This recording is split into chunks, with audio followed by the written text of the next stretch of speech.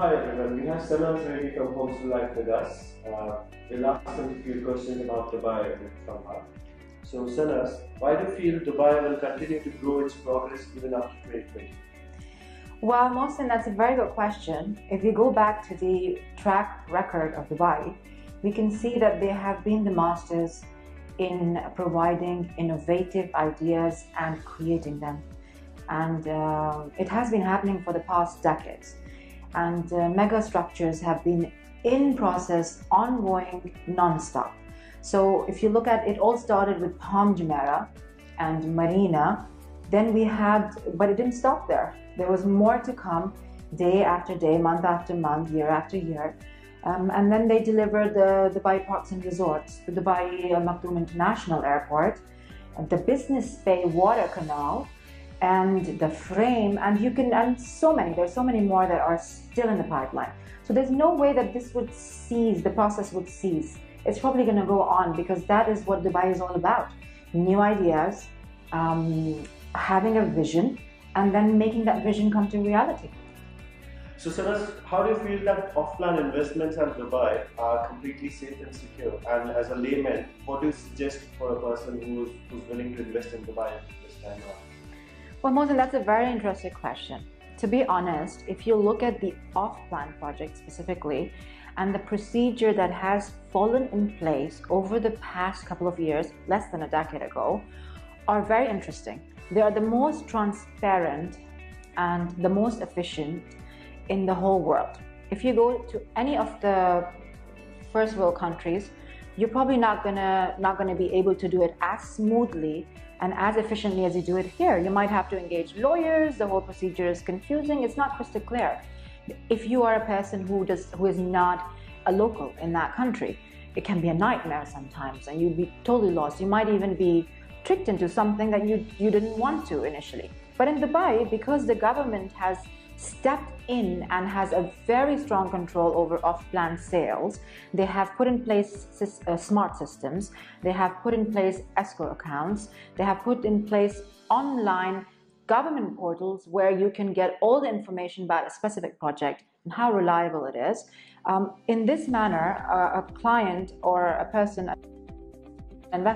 has the utmost security because the Dubai Land Department is taking an initiative to make sure that that happens.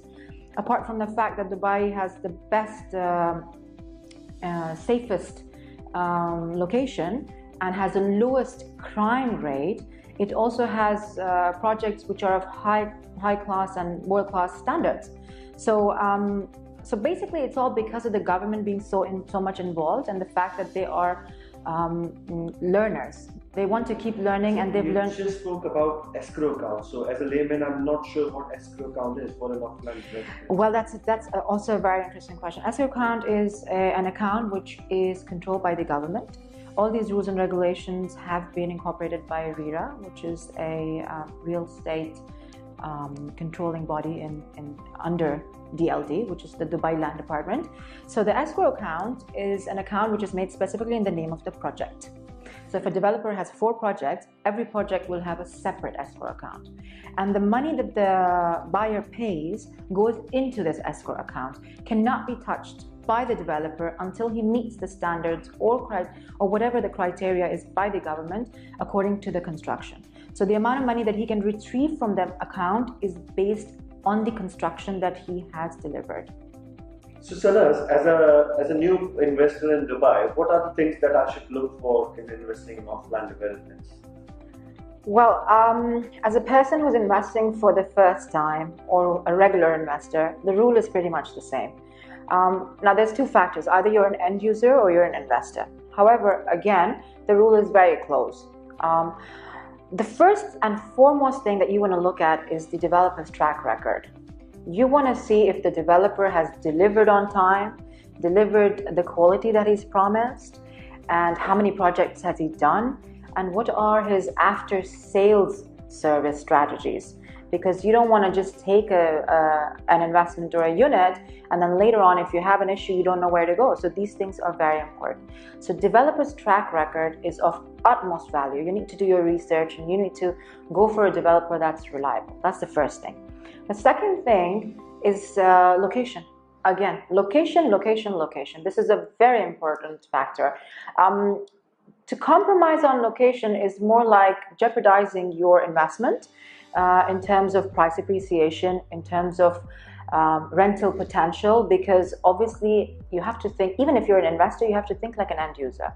If you want to rent something, what would you choose? Which area would you go for? And then once you've decided on the developer, on the location, the next thing would be the completion date and the payment plan.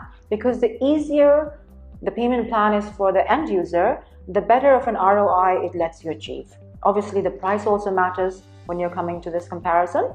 The price per square foot is very important. You need to compare it to all the other projects in that area. It should never be overpriced, no matter what the developer promises. If it's an overpriced price, it's going to affect you later. So these factors are really important to take into consideration when you're buying an off-plan property. Yeah, and amenities also, let's not forget that. See, basically the kind of amenities the developer is incorporating into that particular project are very important. You might tend to ignore that at some point, or might happen or might not, but basically what happens is in Dubai, people are really used to a luxury lifestyle living, and they're not ready to compromise on this when they're renting out or living in a home. They want everything there in the building, and why not when it's available in most of the major projects here? So amenities are also a very important factor to consider.